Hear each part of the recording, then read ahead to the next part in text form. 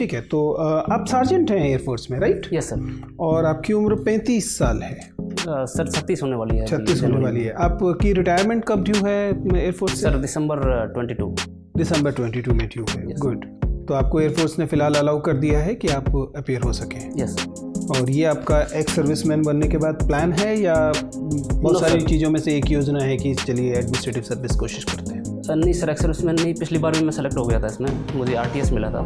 लेकिन एयरफोर्स की पॉलिसीज़ है कि वो ग्रुप A पोस्ट में ही रिलीव करती है और ये ग्रुप B पोस्ट थी, इसलिए मैं रिलीव नहीं हो पाया था लास्ट ईयर। अच्छा, मतलब आप पहले चयनित हैं लेकिन एयरफोर्स की नीति के कारण आप वो आपकी पेंडिंग में है या उसे लैप्स मान लिया गया? सब जुडिस है सर। अच्छा, आप कोर्ट गए हैं उसके? Yes sir. गुड। क्या आपकी प्ली क्या है कोर्ट में? सर मैंने फंडामेंटल राइट्स के आधार पे वहाँ पर प्ली लगाई है। आर्टिकल 226 या 32? 226। राजस्थान हाई कोर्ट में? Delhi high court sir. Delhi high court. Okay. और क्यों आना चाहते हैं एडमिनिस्ट्रेटिव सर्विसेज में?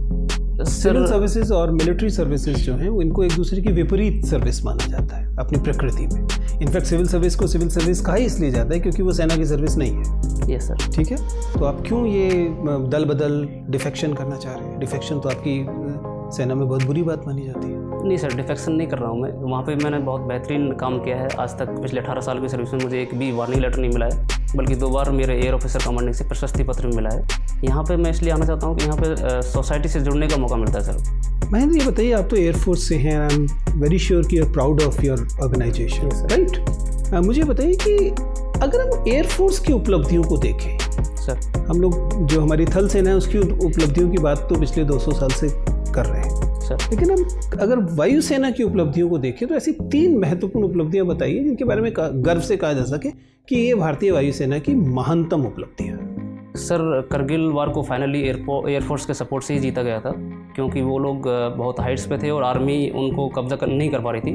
फिर एयरफोर्स का सपोर्ट लेने के बाद ही हम लोग अपनी टेरिटरी को वापस ले पाए थे। इसके अलावा श्रीलंकन जो 1987 में श्रीलंका का जो LTT वाला वार था सर, वहाँ पे भी एयरफोर्स ने सपोर्ट करके पहले तो जाफना में सप्लाई ड्रॉप की गई थी और उसके बाद जाफना को LTT से मुक्त भी कराया गया था सर। और इसके अलावा सर हाल ही में एयरफोर्स ने मालदीव में उस ऑपरेशन का मुझे याद नहीं आ रहा सर नाम, उसके तहत ऑपरेशन संजीवनी चलाया था जिसमें वहाँ पे COVID-19 से रिलेटेड मटेरियल वहाँ भेजा था sir. Fine, thank you sir. मैं जाते जाते बस मुझे सिर्फ ये बता दीजिए कि एयरफोर्स के इससे आने की वजह से कई सारे फ़ायदे आपको प्रशासन में होंगे, लेकिन कम से कम 3 ऐसी चीज़ें ज़रूर सोच पा रहे होंगे जो आपने एयरफोर्स में सीखी हैं और इन्हें आपको डीलर्न करना चाहिए अगर आप अच्छे एडमिनिस्ट्रेटर बनना चाहते हैं।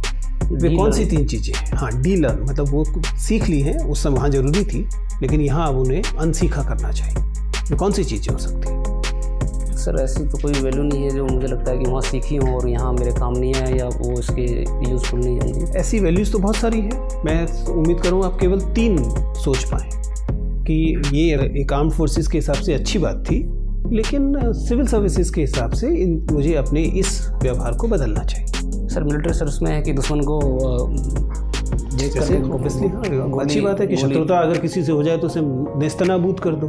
सिविल सर्विसेज में ऐसा नहीं कर सकते, नहीं करना चाहिए। एक बात होगी, वेरी गुड। और बताइए सर, अभी तो ये याद कर पा रहा हूँ। ठीक है, मैं मुझे आपसे बात करके अच्छा लगा, आप जा सकते हैं। Thank you sir. Good sir.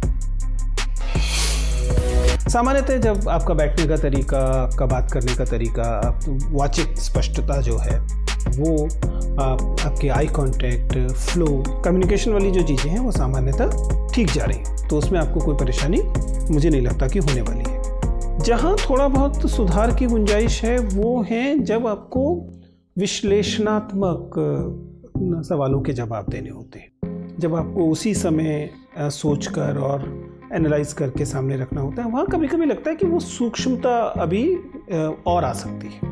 ठीक है ना, उस दिशा में थोड़ा सा और काम आप कर सकते हैं कि जब आपसे प्रश्न जो तथ्यात्मक प्रश्न नहीं है उसका उत्तर देते समय क्या आप बहुत स्थूल तरीके से तो नहीं सोच रहे हैं, थोड़ी सी सूक्ष्मता में जा सकते हैं कि यही वो है हिस्सा है जो आखिरी सवाल में भी गया। Yes sir. तो उस समय थोड़ा सा अपने आप को थोड़ा सा समय दीजिए और अधिकांश सवालों के मामले में येस और नो में आंसर नहीं होते, इस बात पे यकीन कीजिए। ठीक है ना, अगर वो फैक्चुअल सवाल नहीं है तो क्या होगा, उसमें न्यूएंसेस होंगे। सर। ठीक है ना, उसमें एक श्रेणी होगी कि कुछ ये अच्छा है तो कुछ बुरा है, जैसे आपने फैसलों के बारे में कहा। इसलिए कभी भी आंख मूंद कर, जो कि आप आर्म्ड फोर्सेस में करते हैं, आंख मूंद कर चीज़ों को हाँ या ना मत कहिए ऐसे सवालों में, विश्लेषणात्मक सवालों में, ठीक है ना। तो उसमें आप ग्रेडेड आंसर दीजिए, थोड़ा सा उसमें श्रेणी लेकर आने की कोशिश कीजिए। सर अधिकांशतः मुझे लाभ होगा, किंतु मुझे लगता है कि इन चीज़ों के मामले में शायद मुझे नई स्थितियों के हिसाब से एडजस्ट करना पड़ेगा। उदाहरण के लिए मैं बता रहा हूँ, ठीक है ना। बाकी सवालों में भी ऐसा हो सकता है। Otherwise by and large you doing very good. Alwar वगैरह को थोड़ा सा और गहराई से देख लीजिए। बाकी चीज़ें मुझे लग रहा है कि आप अच्छे से कर रहे हैं, मुझे कोई मेजर कारण नहीं दिखाई दे रहा कि आपका चयन क्यों नहीं होगा। डेफिनेटली बहुत अच्छे से हो, ठीक है। All the best. Thank you sir.